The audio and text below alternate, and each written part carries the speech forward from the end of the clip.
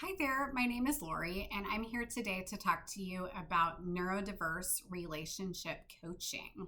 And we're going to look at what is a coach, what makes coaching different from therapy. In this instance, we're talking about couples therapy. And finally, how do you know if coaching is a good fit for you and your partner or not? So let's start with what is coaching. Coaching is, this draws from the Oxford Dictionary, but coaching is an act of training, teaching, prompting, and urging. So coaches are there to help you understand, to help you learn, to help you practice new skills, to strengthen the strengths you already have and get even stronger at things you know how to do.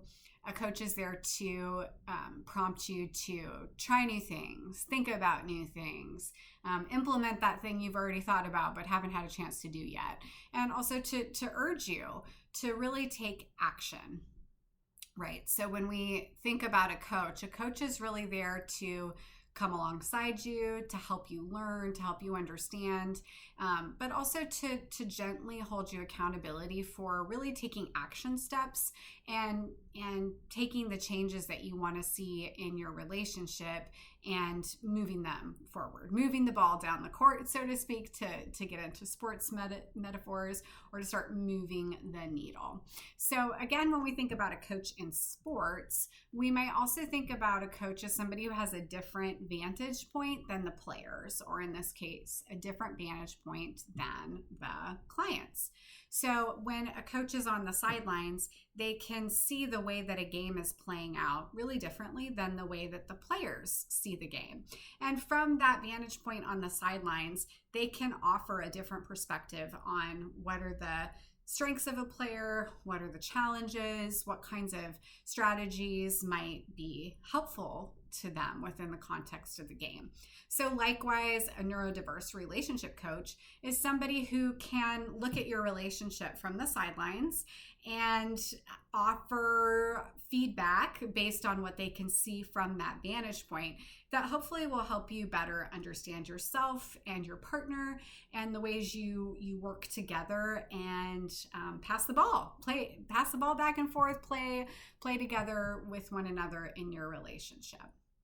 So when we talk about the differences between coaching and therapy, we have to start with this really fundamental understanding that the biggest difference between coaching and therapy is that in the United States, therapy is a licensed profession that is regulated and coaching is not. So that means therapy has a much more standardized definition because it's regulated by bodies at the state level that decide who qualifies for licenses and who doesn't, who's met the experience level, education requirements, who's passed licensure exams, like all that kind of gatekeeping keeps it really clear what are the standards and expectations for that profession. With coaching, it's not anything that's licensed or regulated in the United States, so anybody can do it, and anybody can claim that they have the ability to be a coach, and they don't have to prove that to anybody except for to the people who choose to hire them. So when we think about what that means in terms of your experience as a client, it means that you're going to have a lot more access to coaches than to therapists. With coaches, you have the ability to hire somebody from anywhere in the world. With therapists, you're limited in terms of who is licensed to provide care in your geographic area. Now, that may sound like, okay, great, all the benefits on the coaches, but we have to keep in mind too that this regulation serves a purpose, and that is accountability for practitioners, for therapists. So when you're working with a coach, the coach is really only accountable to you at the end of the day. When you're working with a therapist, that person is accountable to the licensure body and also usually accountable to other professional organizations that they may be a part of as well. So just know that the protections for you as a consumer are more limited when you're working with a coach, but the the upside of that is that you have more choice in terms of who you work with if you're willing to work with somebody virtually. So when we get into the looking at like what's the difference between a therapist and a coach in terms of their role, again, we need to keep in mind this can vary a lot from coach to coach because there isn't really a set standard. But, I'm going to speak to my own practices as a coach, and I think they're in many ways in alignment with most folks who are in the space of offering neurodiverse relationship coaching, at least the folks I've encountered who offer that. So when we think about coaching versus therapy, there are several key differences in process. So coaching is often more structured in terms of how the sessions are oriented and how the sessions progress from session to session. And therapy is often a lot more organic in terms of how it progresses. So coaching, there's more of a sense of just like a coach on a team might have a sense of like, okay, these are the drills that I know generally help my players get better. And they could go to a different team and run the same drills, and it wouldn't necessarily be as personalized, right? They might make a few adjustments here and there, but they've kind of got a program in mind that they think works well for people. Now, that's more of a structured process, right?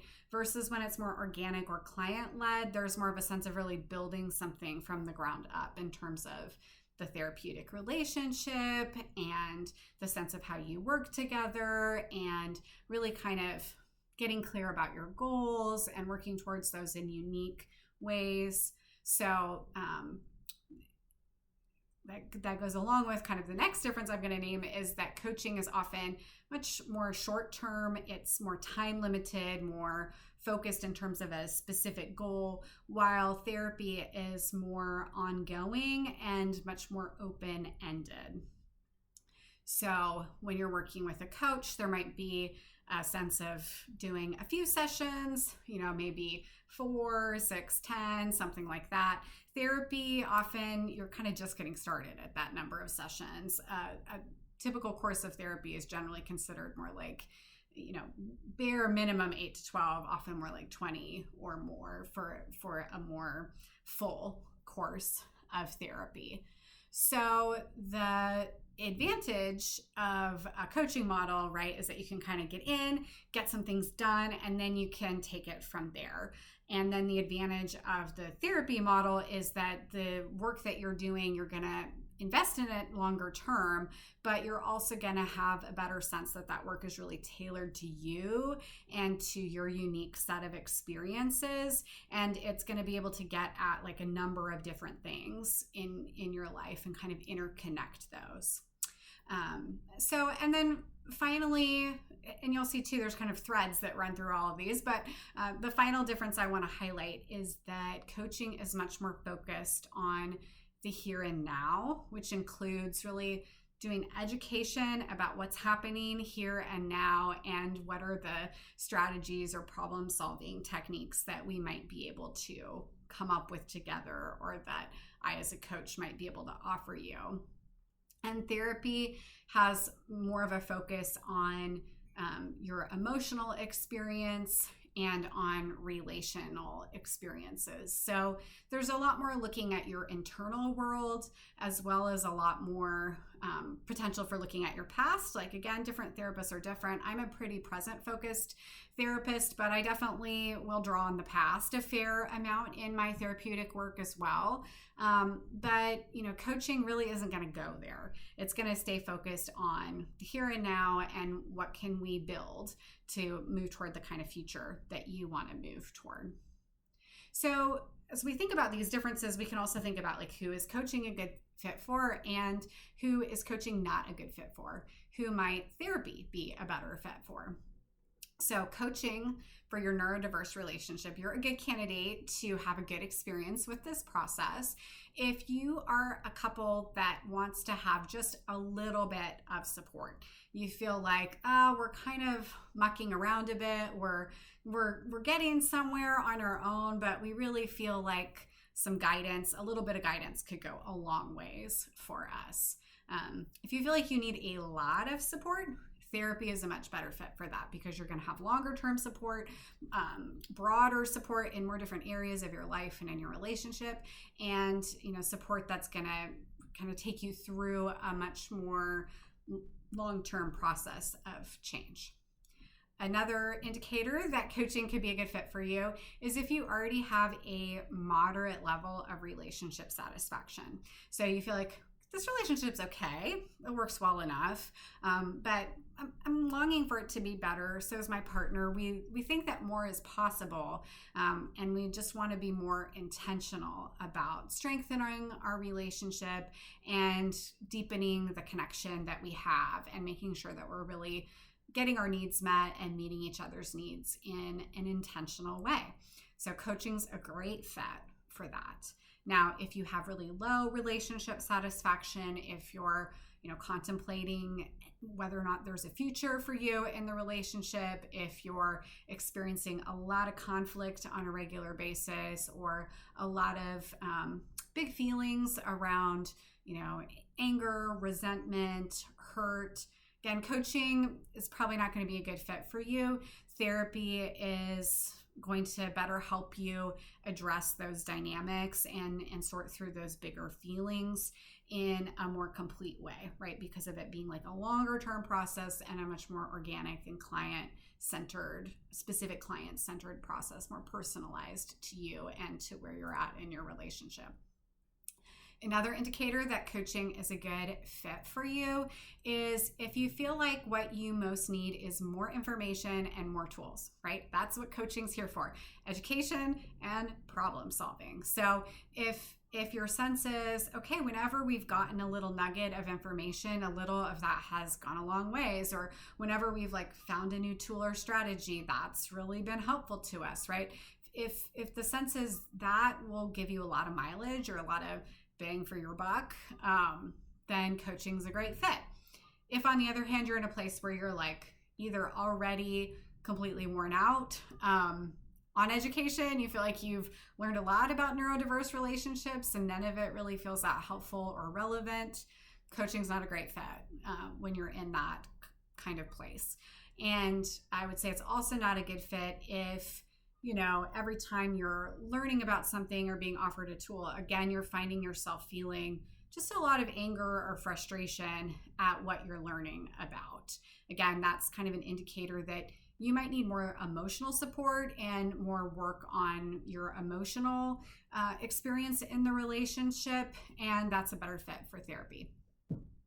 So last but not least, coaching is a good fit for couples who feel confident in their ability to work together as a team to implement information and ideas. So if you have a sense of okay, we're already an okay team, or we're good at getting something done when we put our minds to it, coaching is a good fit.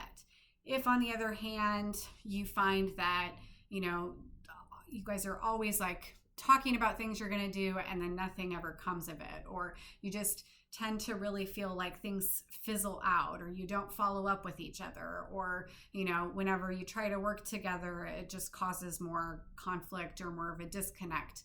Again, those are indicators that therapy's probably a better fit for where you're at in your relationship right now, because coaching really does require that you can take a little bit and you can apply it and you can kind of run with it. So you have to have some trust and some confidence that you're going to be able to do that in order to have a good experience in couples coaching. So there you have it. There's a quick and hopefully thorough enough rundown on the differences between therapy and coaching, with particular attention to this context of neurodiverse relationships. And neurodiverse relationship coaching is a service that I offer. If you want to learn more about that, I will put a link in the video notes and you can go check it out. If you're watching this video because you're looking at working with a different neurodiverse relationship coach, that's awesome. I hope this was helpful to you in that instance as well.